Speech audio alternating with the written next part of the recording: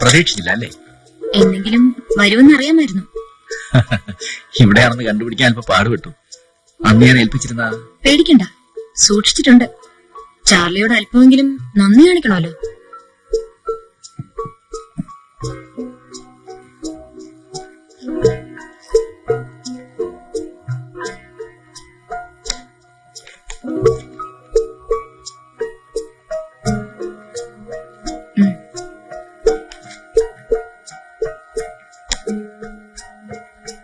ചാർലിക്ക് പോകാം.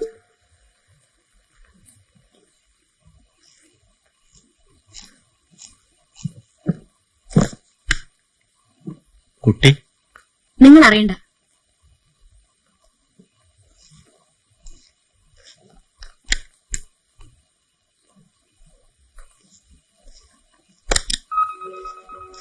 പോകാം.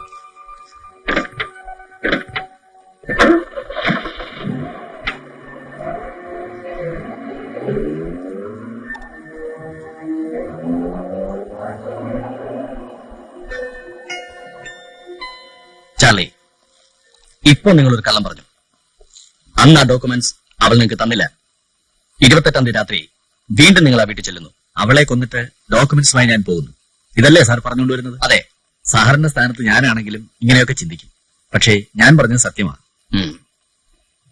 ഇത്രയും നേരം പറഞ്ഞതിനേക്കാളുമൊക്കെ വലിയൊരു സത്യമുള്ളത് നിങ്ങൾ ഇനിയും പറഞ്ഞിട്ടില്ലല്ലോ ചാർലി. പണ്ട് നിങ്ങൾ മംഗലാപുരത്ത് പോയി ഹർഷന്റെ ശവം തിരിച്ചറിഞ്ഞൊരു കഥയുണ്ടല്ലോ. വാസ്തവത്തിൽ ഹർഷനെ നിങ്ങൾക്കൊന്ന് റെയിൽ ട്രാക്കിൽ തള്ളിയ ശേഷം അയാളുടെ കണ്ണട കൊണ്ടുവന്ന് സൂസനെ കാണിച്ച് അയാൾ അപകടത്തിൽ മരിച്ചു എന്ന് കള്ളക്കഥ ഉണ്ടാക്കിയല്ല ചെയ്തത്.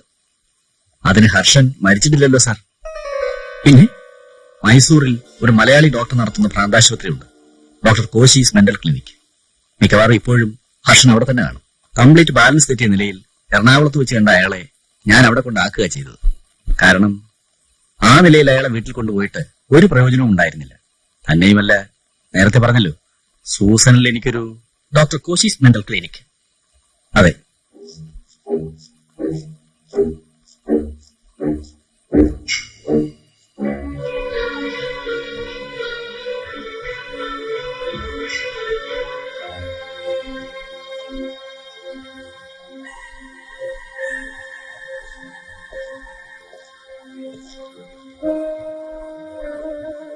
Yes. I am from Kerala Police. Take your seat. Thank you. എന്താ കാര്യം? ഇവിടെ പ്രസാദ് എന്ന് പേരുള്ള ആ പെയിന്റർ അല്ലേ? അതെ. അയാൾ പോയല്ലോ. എപ്പോ? I think 1 week back. Devamma പ്രസാദനതു കേസ് ഫയലന്നു തെകതുകൊണ്ട് ബാ. എന്തിനാ അയാൾ അന്വേഷിക്കുന്നേ? അയാളുടെ ഭാര്യ മരണപ്പെട്ടു. മർഡറാണ്. ഓ ഗാഡ്, ഇയാളാണോ ചെയ്തത്? He cannot be. He's a gentleman.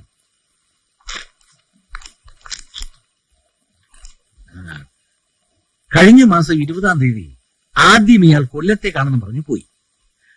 Then ഈ 1-ാം തീയതി അയാൾ മടങ്ങി വന്നു. 2 ദിവസം കഴിഞ്ഞ് വീണ്ടും പോയതാ.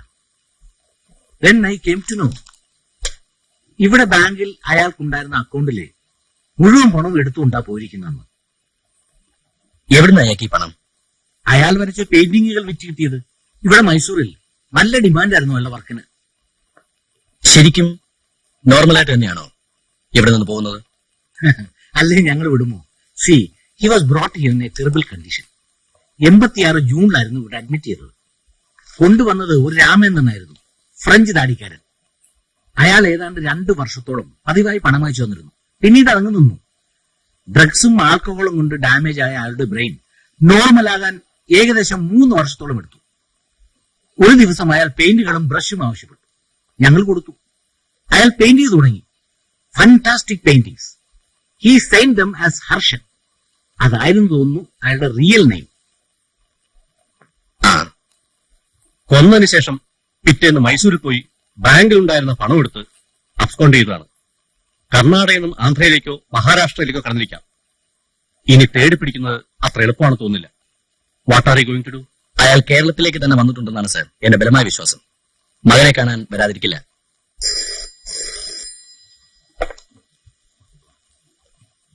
അതെ, ഉണ്ട്.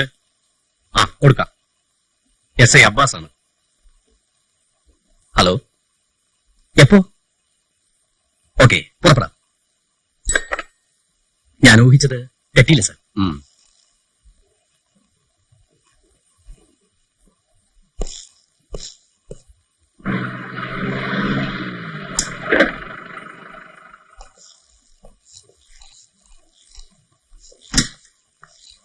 എവിടെ ഫാദർ? വരൂ. കഴിഞ്ഞ 3 ദിവസങ്ങളായി ഇയാൾ ഇവിടെ വരുന്നുണ്ടെന്നും ബോബിയെ കാണുകയും സംസാരിക്കുകയും ചെയ്തുവെന്നും ഇവിടുത്തെ ചില സ്റ്റാഫ് പറയുന്നു.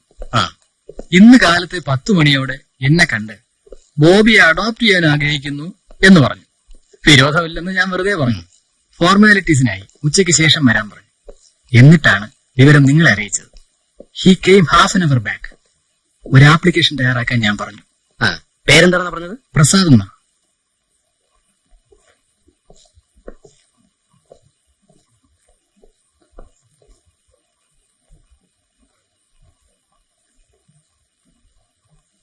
ഹർഷൻ,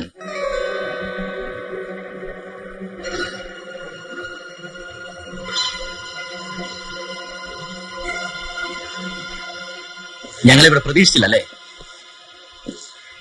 സൂസൻ ഫിലിപ്പിന്റെ ഭർത്താവ് ഹർഷനല്ലേ താൻ? യു ആർ അണ്ടർ അറസ്റ്റ്, ഭാര്യയെ കൊന്നതിന്.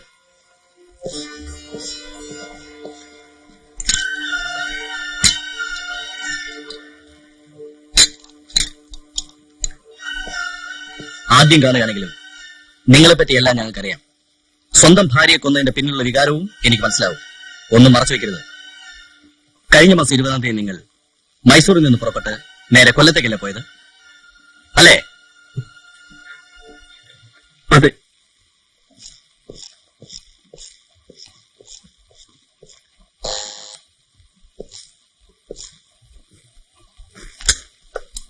സൂസൻ ഇവിടെ സൂസനും കേസിനും ഒന്നുമില്ല. ഇതൊരു ശല്യമായല്ലോ. കയറി വന്നോളൂ ഓരോരുത്തന്മാര്. എന്താ മിസ്റ്റർ, ഇവിടെ താമസിച്ചിരുന്ന 1 കൊല്ലത്തോളമായി ഞങ്ങൾ ഇവിടെ താമസിക്കുന്നത്. മുമ്പ് താമസിച്ചവരെ പറ്റി ഞങ്ങൾക്ക് അറിഞ്ഞുകൂടാ. എത്ര പേരെ അവളെ തേടി ഇവിടെ വരുന്നത്. ഈ വീട്ടിൽ നിന്ന് മാറണം എന്ന് എത്ര നാളോട് ഞാൻ പറയാ.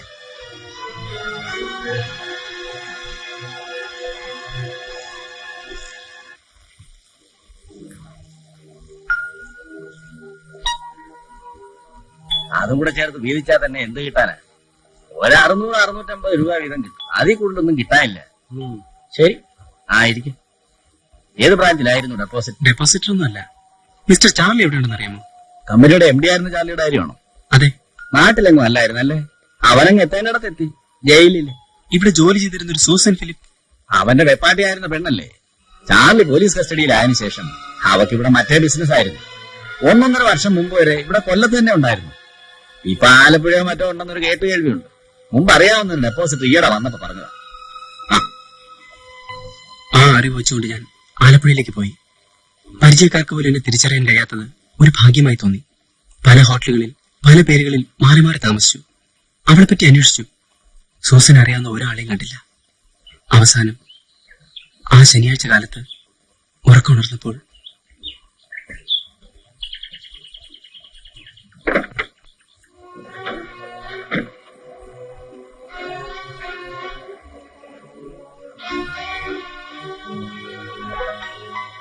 അവരെവിടെ താമസിക്കുന്നറിയാമോ?